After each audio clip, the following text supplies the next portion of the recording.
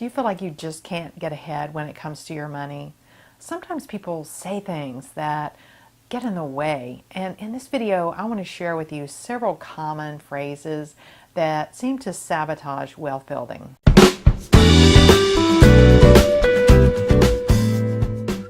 Hi, I'm Camille Gaines. I'm a financial coach, and I share what I've learned from over 30 years of investing, and I'm also a personal finance author. I want to share with you several phrases that are commonly used in referring to money and wealth accumulation and investing in personal finance. And I want to invite you to think if you ever use them, but also think of the ways that I'm suggesting that you may speak differently so that it invites wealth instead of repelling wealth and puts you in a place of power instead of a place of lack or maybe even victimhood. And the very first phrase that is so common is, I can't afford it.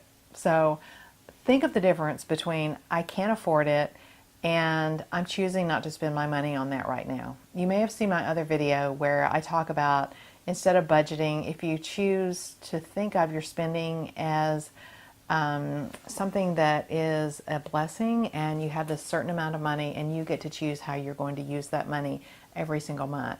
And so if you shift that thinking from I can't to I'm choosing, it immediately empowers you. It makes you feel better. It makes you feel like you're more in control, as you are, of all your decisions around your money. So that's the very first thing. The second thing is, what comes up for you when I use the word wealth? Does it feel squeamish? Do you feel unworthy? Does it feel funny? Is it awkward? Do you avoid it at all cost?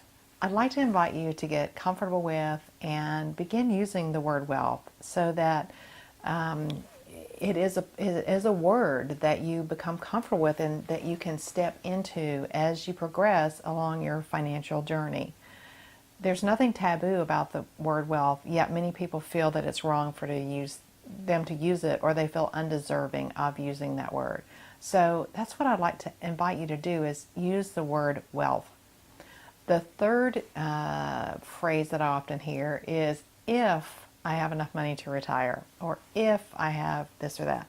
But really, if you can shift that around to be when I have enough money to retire, then there's a complete different, energy around that statement. So instead of if, then change that word to when. And when you approach it that way, you're planning on that happening in the future. You're absolutely setting the foundation for that happening.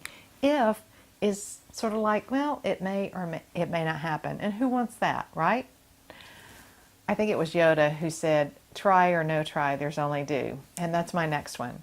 I'm going to try to do this. Well, are you going to try, or are you going to do it? So what if you shifted try to do it? Think of the level of commitment that involves and how much more empowering I'm going to do this instead of I'm going to try to do this. And the last tip as far as your language and wealth creation is they said.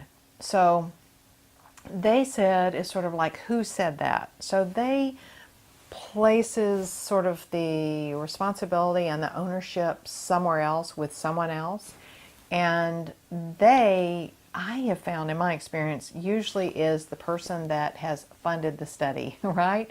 So it's the person that has an initiative or a motive behind the research or the information that's being provided. So be really careful with they say, and quote your your source.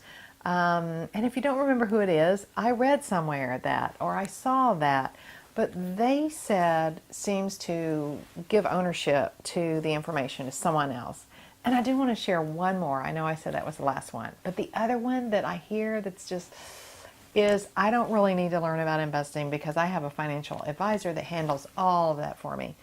Great. And so who's the person that's overseeing the financial advisor? Who's the person that's responsible for hiring the financial advisor and for monitoring the financial advisor and for working with the financial advisor in a way that you understand what's happening, the results that you're getting, and what you're paying for? Super, super important. So those are 5 phrases that I want you to think about as far as your language when you're talking about wealth creation. That's all I wanted to share with you in this video. If you found it helpful, I'd love it if you give me the thumbs up, and I appreciate your watching and supporting this free financial education channel.